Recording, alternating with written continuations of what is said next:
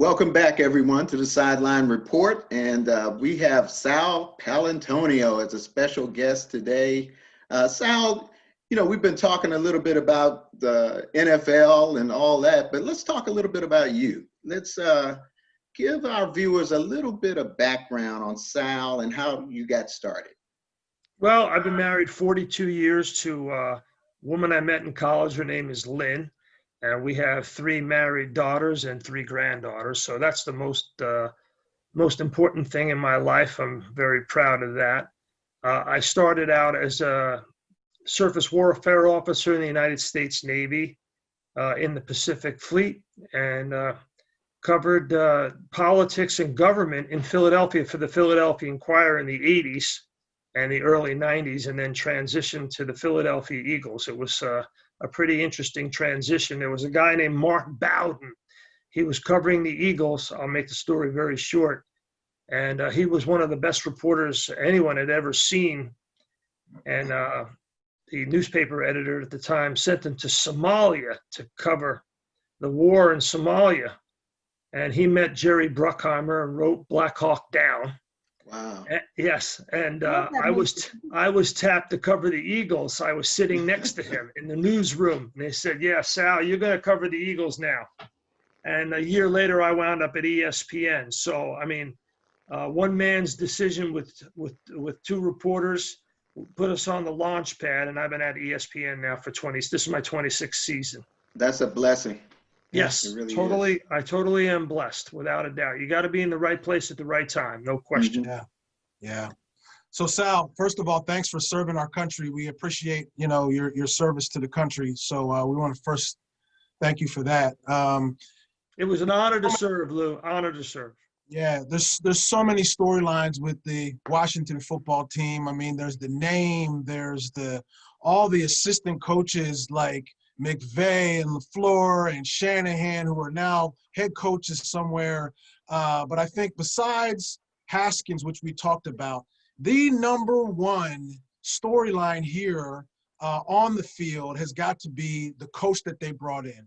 Ron Rivera, established name, but then he gets hit with this cancer. And his story is unbelievable.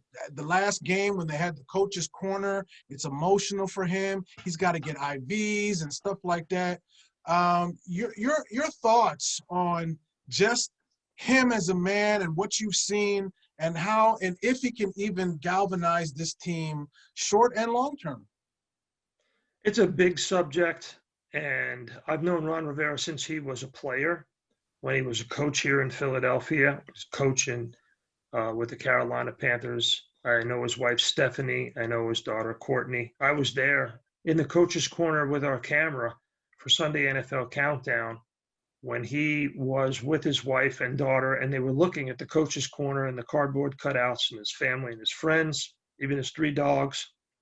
And then when he came back through the aisle before he went back down onto the field, Lou, I was there with the camera, and, I just took a shot at asking him a question, and he was kind enough to give me a few minutes. And he said, he was really choked up. It was really emotional. He was obviously very moved. And he said that, you realize that you don't go through this alone, and that he's got tremendous support and love. And, but then, you got to play a football game and you got to do your job. And as we all saw, he was at times sitting on the bench during the game. And, he admitted that, this latest round of therapy that he's gone through has been tough. It's beaten him up pretty good. So, he's shown incredible strength and resilience, and so has the team with the Rivera Strong T-shirts. It's just been incredible to see. And I got to tell you, there's a lot of people around the football community and the sports world and myself and people who know him, like you guys, who are just rooting for him to get through this. We're all praying for him and his family to best of health, and for the football team as well. I've always liked coming down there. I enjoy it. I'm always treated like a king or like a prince when I come down there, and It's a team that when you look at the players on that team, and I watched it in person, then I went back and I watched it, a little bit of it on film. And for one play, I think there's one play in that game against the Ravens that really turned it around. And that was when the two linebackers were caught in the switches by Lamar Jackson. And then he ran up the middle for that touchdown run. I forget, Donna, it was like 50 yards or 55. Yeah. Yeah, it was about 50 yards. I think Bostic bid on the fake and was a little bit out of position. And, like that, Lamar Jackson was gone, and that turned it. I thought overall people want to blame Dwayne Haskins for a lot of what happened on Sunday. I think it was an overall, team loss. I think they had the breakdown on special teams. They had breakdowns on both touchdown passes to Andrews on the touchdown run by Lamar Jackson. So I know the day started where we talked about whether or not Dwayne Haskins was on the hot seat. But I think the whole team needs to step up their game and support the young quarterback. He does have a very live arm, and he looks pretty tough to me. He'll stand in there and take a hit. I think the scheme needs to match the talent, and then the execution will come. He's just beginning his infancy at the position, and I hope they don't pull the plug on him too early. I really don't. Hey, Sal, you said something key, because Lamar Jackson up in Baltimore, they kind of like designed after a while the offense around his strengths. Maybe you're looking at Dwayne Haskins, this offense hasn't been designed around his strengths, and it could be the reason why he's struggling right now a little bit, or the fact that he only played 1 year in college. So maybe this is more so his rookie year that you almost have to step back and take a breath. I'm not for sure if people are so patient with that, but seeing that the NFC East is struggle right now, they're right in the mix right now still. But like you said, on the defensive side of the ball, you expected a lot more from them. You looked at Jack Del Rio, and he looked like he didn't put the pressure on like he normally would.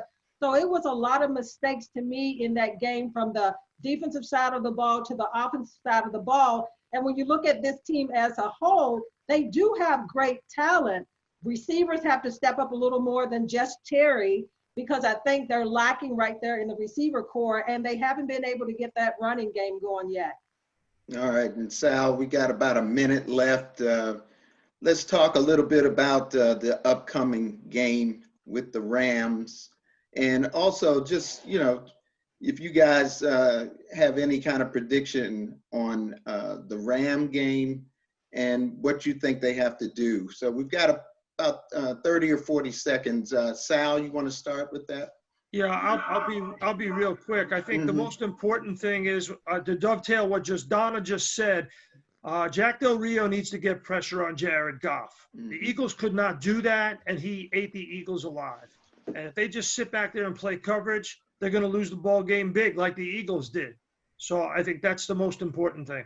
I agree. I mean, the Jack Del Rio has to do better, and I feel that the whole overall team has to show improvement. Even in losses, they have to show improvement. There could be good losses here, and I think that's what we need to start seeing. All right, and Donna, a few seconds. Yeah, I just think the third down, in that game against Baltimore, they were 30% on third downs. When you look at all their games so far, they can't move the ball on third downs. They do better on fourth downs, but I think that they've got to do a better job of converting those third downs to keep the ball moving forward. All right, and I think that pressure on Goff is going to be so important. I agree with you all. Thanks so much, Sal, for being with us. Sal! When we have great shows, they go so fast. But hey, you're right. Really and he's right. We treat him like a king down here because he's good people. He's good people. Wait a minute, the show's over. We don't get to spend more. We could talk football for the next 2 hours easily. I'm telling you. Well, thanks so much, man. Have fun up there in Philly. When are we going to see you again? Oh, man. I hope soon. Okay. I hope soon. Definitely. Okay. Yeah. All right. Well, Yeah, thanks they so got much. set up, Thanks, they got Lou set and up in Donna. a nice spot there. Everything is great. We love coming down there, and we had we had an interesting time last Sunday. So thank you, and thank you for All right. having me on the show. This was special. Very Hey, nice. yeah, man. It was Thanks, awesome. Sal. All right, take care. Thanks. Have a great evening, everybody. Remember to get out and vote, everybody. Your vote matters. So if you don't vote, you don't matter. So get out and vote, everybody. I'm saying that every show. So for Sideline Report, I'm Marvin Jackson. We'll see you next time on the Sideline.